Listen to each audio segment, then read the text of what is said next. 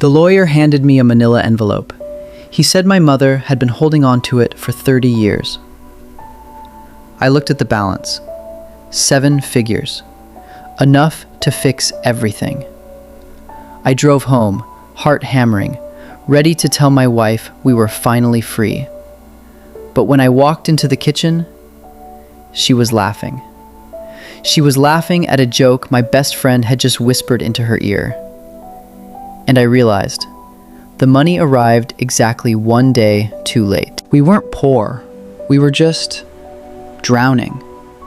The kind of life where you check your bank app before buying a gallon of milk. My wife, Clara, used to be the one who kept me going, but lately she'd become a ghost. She started sleeping in oversized t-shirts. She'd stay on her phone until the blue light made her eyes red, scrolling past my face like I was just another ad she didn't want to see. Then there was Mark. Mark has been my best friend since we were kids. He was the successful one. He'd come over on Fridays with expensive wine and stories about his life. I didn't mind. I was just glad someone could make Clara smile again. My mother's funeral was small. She lived in a tiny apartment, wore the same coat for a decade. I thought she died with nothing. While I was mourning, Clara was somewhere else. I'd ask her to sit with me, and she'd say she had work emails. She started locking her phone. Small things. She stopped buying the cereal I liked. When I'd reach for her hand in the car, she'd shift her weight to adjust the radio. Mark started showing up more. He'd bring groceries to help us out.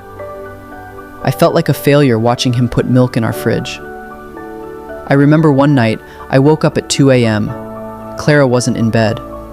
I found her on the balcony, staring at the street. I asked her what was wrong. She didn't even turn around. She just said, "I'm just tired of worrying about tomorrow, David. I'm just so tired." I thought she meant the bills. I didn't know she meant me. The day after the lawyer gave me the envelope, I came home early. The house felt different. I heard voices in the living room. Mark was saying, "You don't have to wait anymore. I have enough for both of us." And Clara, she didn't say stop. She said, "How do I tell him? He just lost his mother. If I leave now, I'm the villain." I stood in the hallway with $1 million in my pocket. I looked at the envelope. I thought about how I was going to surprise her with a house, a vacation, a life. But you can't buy back a heart that's already checked out. I didn't burst in. I didn't scream. I just walked back to my car and sat there. I watched Mark leave 30 minutes later. He patted my car hood as he walked by, not knowing I was inside. When I finally went in, Clara asked where I'd been. "Just thinking," I said. "About what?" she asked, not looking up from her phone. "About how much everything costs," I replied. She just nodded. She didn't even notice I was crying. We think money solves problems. But money only solves situations. It can't fix the silence between two people who stopped looking at each other years ago. The betrayal didn't start with Mark. It started when we stopped being curious about each other. We became a transaction.